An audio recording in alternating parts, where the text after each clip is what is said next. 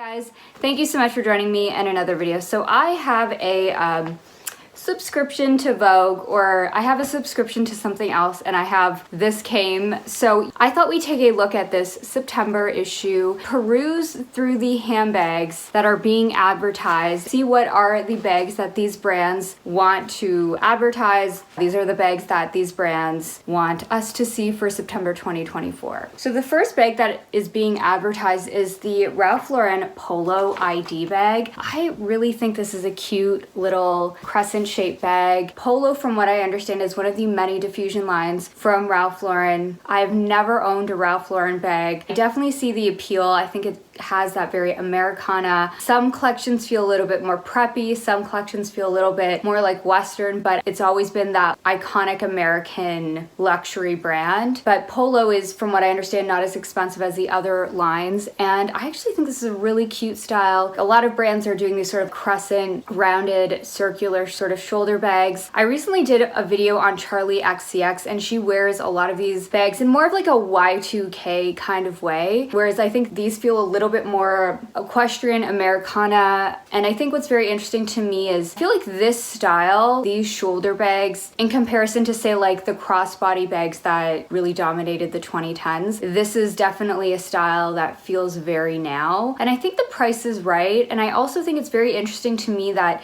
this is the bag that is being advertised by the brand. I know, again, there are like more expensive bags that Ralph Lauren has to offer. Perhaps this is where the economy is at. Instead of spending crazy amounts on a handbag from Dior, Louis Vuitton, Chanel, etc., when it comes to like quality craftsmanship, materials, and style, I think this is offering a lot. One thing I will say is I have noticed Ralph Lauren is one of these brands that goes into the sales, so keep that in mind. Do I like this bag? Honestly, I think it's a yes. I think in this economy for September 2024, this is a yes for me. So next we have the Prada buckle bag. And again, I have said on my channel, I feel like I should be a Prada girl, but I am not feeling the urge to buy their handbags. It's just never really been that brand for me. I actually think the style is okay. I don't think it's a style that I would buy. I'm not swooning over it. I don't dislike it though. If I have to be real though, I would probably pick the Ralph Lauren Polo over this style for like different reasons. I think they're totally different styles. If I'm gonna be honest, I don't know if Prada is that much more premium in quality, and I think that's kind of the heart of it for me, why I'm not as compelled to buy Prada. I would say I think their bags are very expensive just for me. I think they make very like cool bags, very current bags, bags of the now. I think the style is okay. I don't dislike it, but I'm not swooning over it. I think it's a fine bag. Okay, next we have this Prada. I'm just gonna say this is like a Celine Romy dupe. I'm sorry, I would just rather buy the Celine Romy. I think the leather on the Celine Romy just looks better to me. I don't know, I could be wrong. Maybe Prada's leather on this is really nice, but I've tried on the Celine Romy and it's a really nice bag. There's just something about Prada in the handbag sphere, I would say very recently, where they just get a little bit too close to dupe territory for me, where it's just not really it. Again, we have the Margot, obviously. Next we have the Lady Dior handbag. So they're going with a very classic pick worn by Rosalia here. You've probably seen this handbag so many times, you don't really need me to hype it up. For 2024, if you have to buy this bag, I would just say if you really, really love it, for the prices, buy it pre-loved. Post-scandal, I know people probably have different opinions on this. We know Dior's craftsmanship isn't top tier, and maybe you'll get something a little bit better quality from previous eras. These bags definitely do not hold their value. So next we have the Louis Vuitton. This is the piano tote. I like this bag. I think it's definitely giving Neverfull vibes. What's nice about this is it does have strap adjustability. I really appreciate that. It has a zipper. My one issue, just personally for me, I won't buy this, is the vachetta on the bottom. If you live somewhere where it doesn't rain or snow, go for it. I also just have like a messy 3-year-old. It's just not for me. I do like it. I think for the right person, if you can care for this bag, give it the TLC it deserves, but I just know I wouldn't for a style like this in the kind of way I would want to use a bag of this design. It's definitely a bag that you can find on the pre-loved market. Definitely not for me, but I do like it. So next we have the Louis Vuitton Steamer Soft bag. So I think the Steamer Soft looks very professional, very work lady, business boss lady. There's something about this bag that gives me that. that, but I don't really understand what's going on with these caramel furry dog ears here. I don't really know. I think this collection, maybe it was just a part of the aesthetic of this collection. There was a lot of things like furry gloves and things like that, but I will also say this is quite high. It's $9,300 USD. So for me, it's definitely pass. Also, just in this structured work tote, I think there are other bags I just personally prefer. The Ferragamo Hug bag is at a probably more approachable price point. I also really love the Margot, so yeah, you can get a Margot for cheaper. I do get the appeal of the steamer styles, like this kind of work structured looking bag, but definitely pass for me at that price. Next, we have this Chanel bag that I can't really see. It's not really visible. You can tell it looks like it has CC logos. There's that. It's in caviar leather, but yeah, I don't know what this bag is, so on to the next one. So next we have this Gucci padded embossed monogram bag in this olive color. I really don't know what the name of this is. I think the functionality, the versatility actually looks nice, but you get the logo.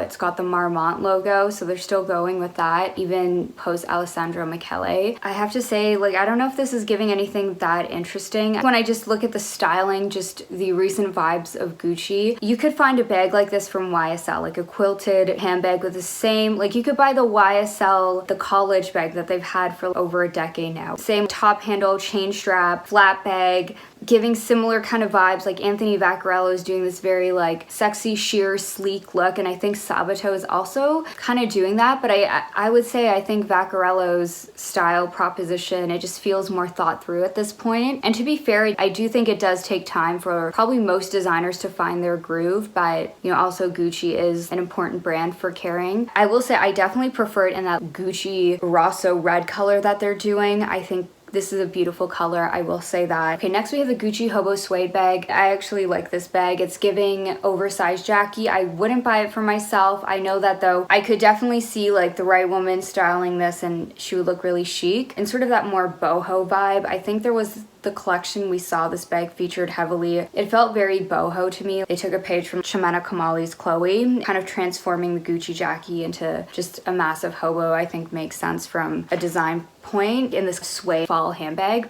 Again, when I also look at the Ralph Lauren Polo ID bag, I just think that bag is going to be way less, give a similar vibe and aesthetic, and I think it kind of leans into that equestrian Americana vibe that just to me feels stronger than what Gucci's doing. I think that's just what it feels like to me. Like Gucci just doesn't have as strong of an identity, and so these bags just don't feel like they're hitting. But one thing I do like is I do like the Gucci Jackie bag, which they have been really promoting. I will say I did have the Tom Ford era version. I sold it, but I just didn't feel like it worked with my shoulders and how I wanted the bag to sit on me. I think that's a really important consideration when looking at any of these shoulder handbags. Like if you want them to stay on, please do not buy these bags online. Please try them on in person. What I did was I bought a pre-loved Gucci Tom Ford bag and it just didn't feel that comfortable on me. Proportion wise, I just didn't like how it looked on me. But there are other shoulder bags that I have that I love. Definitely consider how these shoulder bags sit. I do know that certain iterations of this bag does come with a strap, so if you prefer that, just one thing to consider. In terms of a September 2024 bag, I quite like it. Next we have Dolce & Gabbana. So we have Miley Cyrus modeling. This is the Sicily handbag. While this brand has been canceled, I think this is still a nice bag. I like how it's advertised. When I think of Dolce & Gabbana, I think of like glamour, beautiful corsetry, things like push-up bras, waist cinching, silky florals. There is just sexiness too that Dolce & Gabbana does. I remember back in the day, there were these ad campaigns that just like stuck in my mind, Dolce & Gabbana with Madonna, and I think they were just really memorable so much that I bought a pair of sunglasses when I was 18 years old. Dolce & Gabbana does this glamorous Italian elegance really, really well, even post cancellation. When I look at these ads, they just feel way more thought through, way more effective than I would say Gucci at the moment. In terms of this handbag, I think it's a nice bag. I know it's been canceled, but I think it's a pretty bag. What can I say? Okay, so next we have the Miu Miu Joy bag. To me, I can't help but think it's giving Loewe or the Row, but with a Miu Miu logo on it. I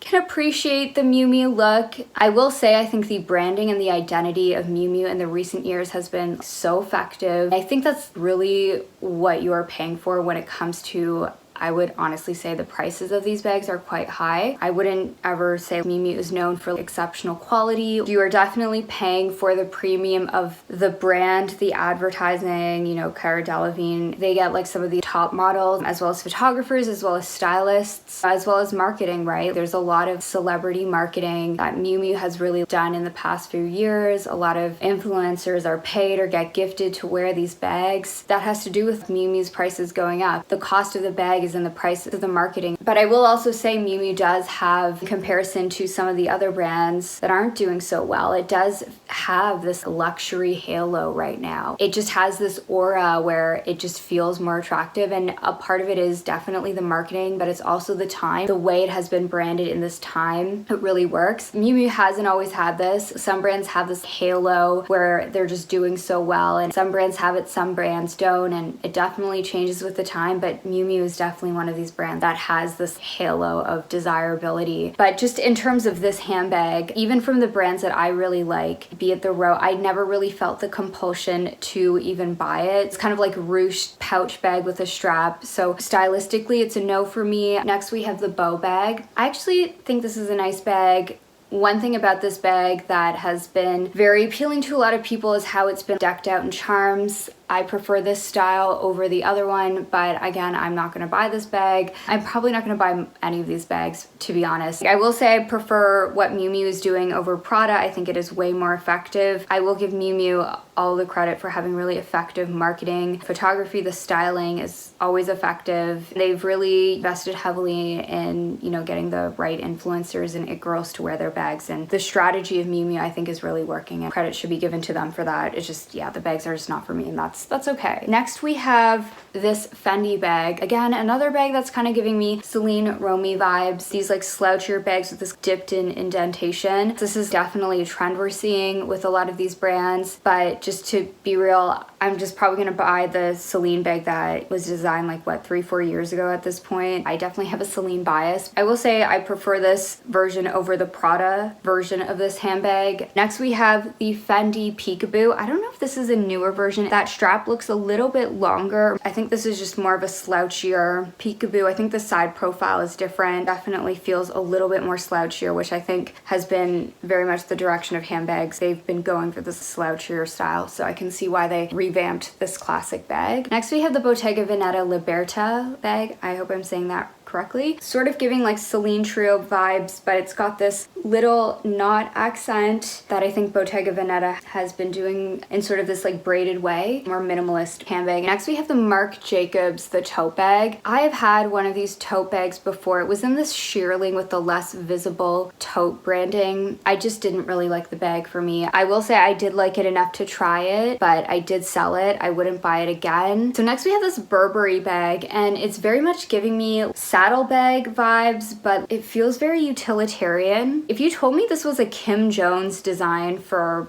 Dior, I'd probably believe it. But yeah, I don't know. This bag feels just, there's something very like utility. Maybe I like a little bit more like sumptuousness and a little bit more like softness or something. Yes, it does have kind of a curved shape. This isn't it for me. I just don't know if I'm like loving the way it's being advertised here. If you have more of that utility vibe, or I don't know, like Prada or something. When Prada does kind of like more of a sporty utility look, maybe this could work. Could totally picture this on a guy, but yeah, I just kind of feel like it overwhelms her. I just don't like how it's styled. It's just not doing it for me. I'm sorry, Burberry. And then next we have this McQueen crossbar handbag. Kind of looks like a weapon to me, and I think when I think about handbags that are like weapons, it feels very appropriate for McQueen. The knuckle clutches. Whenever I think of McQueen accessories, there's always spikes and skulls, studs. But yeah, I don't know, like this just kind of feels like they're not quite there yet. I could probably picture someone with more of like an edgier style, black and silver, and something like a little bit cooler and edgier, and this would be kind of like a nice accent to that kind of look. But I just don't know if I would buy this bag for the thousands of dollars it's going for. I would say for McQueen, you must wait for a sale. When I look at this ready-to-wear jacket, both of these jackets, this one with the peplum, I love that. I love this guy's jacket with the studs. If you put more studs on it, or just something with just more hardware, that's what I think of when I think of McQueen. Studs, spikes, zippers. The idea of something that feels just edgier works with McQueen, but I think this handbag kind of just feels like a work in progress to me. It doesn't feel like it's there. I like these jackets more than I like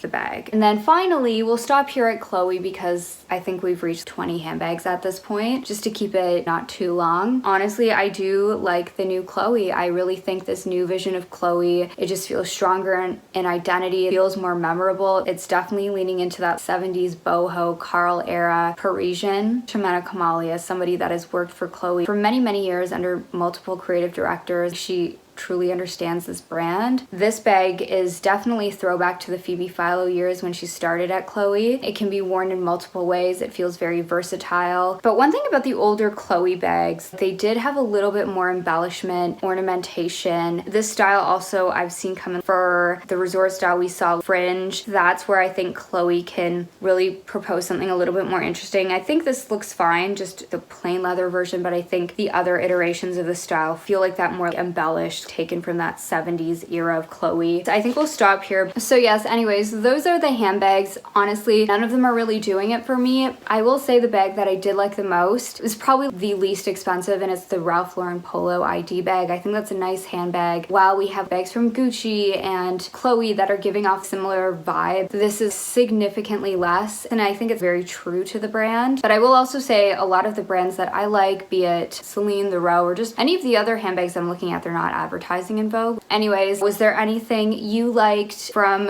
what we are seeing that Vogue is promoting, that brands want to show off in this September issue of Vogue? Or maybe you're just like, none of it's really for me, I'm just gonna take a pass. Please let me know in the comments. Thank you so much for joining me in another one, and I hope to see you in the next one. Bye.